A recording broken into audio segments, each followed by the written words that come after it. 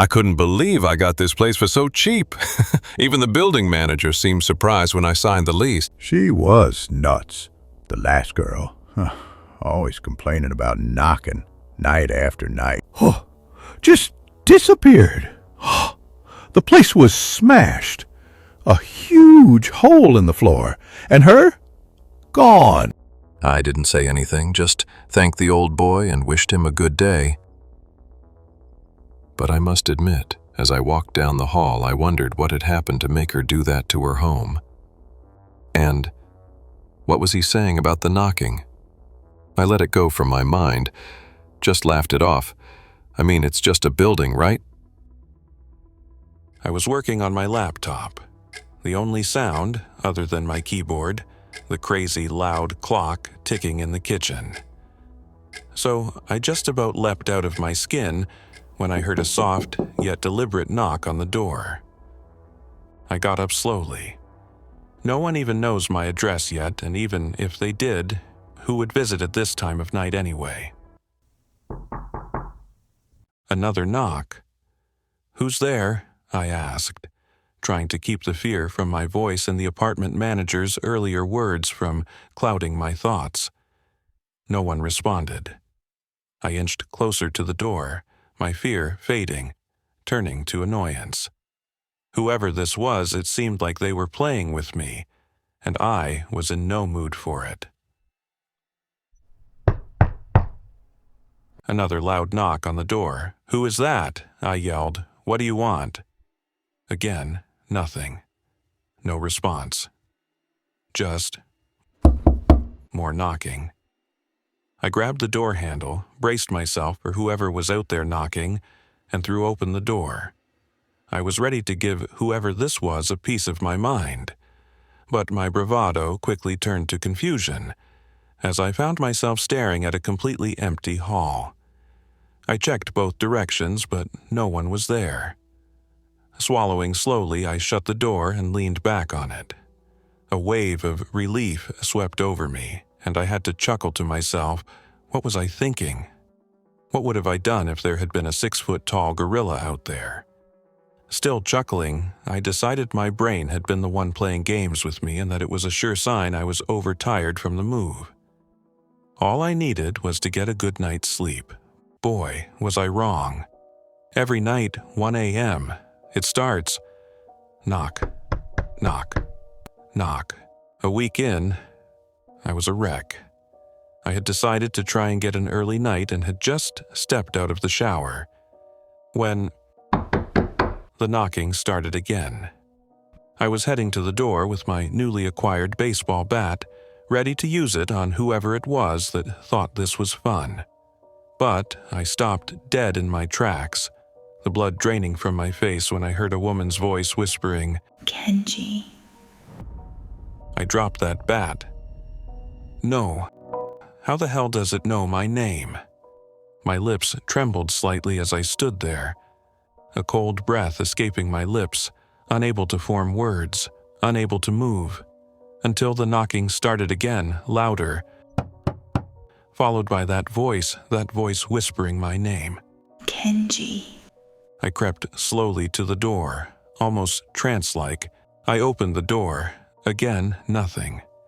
Just that empty hall. There was no one out there. I went back inside, exhaling loudly. More knocking made my blood run cold, because this time, it was inside. I spun around to face the sound, and I saw it. A terrifying figure in white, tattered robes, wild hair, and long, sharp claws. I closed my eyes, waiting for it to strike, but all I heard was it whispering and pointing towards the floor. I was crying like a madman as it vanished, like water, draining through the gaps in the floorboards. Just as the last trace of this creature disappeared, it whispered 3 more words. 3 words that made every hair on my neck stand on end. "Under the floor." I had to know. I couldn't sleep. I couldn't think. I walked into the living space by the door, to the spot she had been pointing. As I walked, I felt something move, A slight twist, a loose board maybe. I felt like my mind was coming undone, but at that moment I didn't care. I shifted the rug and knelt on the floor. I never even questioned what I was doing as I started smashing and clawing up those floorboards. I couldn't believe it. There was something down there, something wrapped in decaying silk.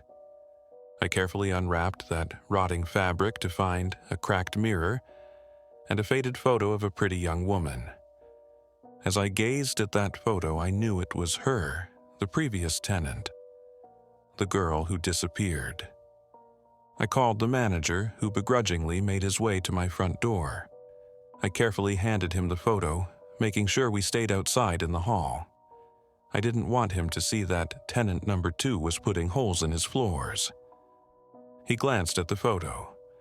In it, a thin young woman with long dark hair stood barefoot in what was now my apartment. Her eyes wide, frightened, her figure small, and dwarfed by shadows that seemed to loom around her. "That's her," was all he said, before shuffling away, back down the hall. As I stepped inside, I shut the door, and again, I started to cry. Not with fear this time. This time it was a mix of anger, pity, and heartbreak. They didn't listen. They called her crazy, bastards. She wasn't crazy. I was still feeling emotional when I heard it. A whisper, bringing with it a deep feeling of absolute dread. Help me. I should have left. I should have followed that shuffling old man, but by now, I knew I couldn't. Kenji. That voice, whispering my name, but this time clearer, heavier. The air in the room seemed to thicken like liquid smoke. I had been feeling exhausted, barely able to move, but at the sound of that voice I sprang up, panic and despair gripping me. I was transformed momentarily into a raving lunatic, waving my fists in the air and shouting at the door. "What do you want from me?" I yelled, over and over again. But I stopped dead in my tracks when she replied, For you to open the door. A wave of revelation washed over me, and as that gut-wrenching understanding unfolded within my brain, I wept. She was never out there trying to get in. She was in here, trying to get out. Perhaps she was reading my mind, or perhaps she had entered it days ago, but as soon as I thought those words, she started showing me what had happened. Like an old movie, playing in my mind, I saw her as she once was. The tenant, being dragged across the floor by unseen hands. Her face twisted in agony, her long hair trailing behind her, dragged to that spot in the floor, to those floorboards I had earlier ripped up. "I'm sorry." It was all I could say, unsure if the words were for her or for me. And then I knew. I felt the scratch of wood, a sense of falling, and of floorboards giving way. The words, they were for us both. You sure you want this unit? The last guy vanished. Place has bad luck if you ask me. It's cheap. I'll take it.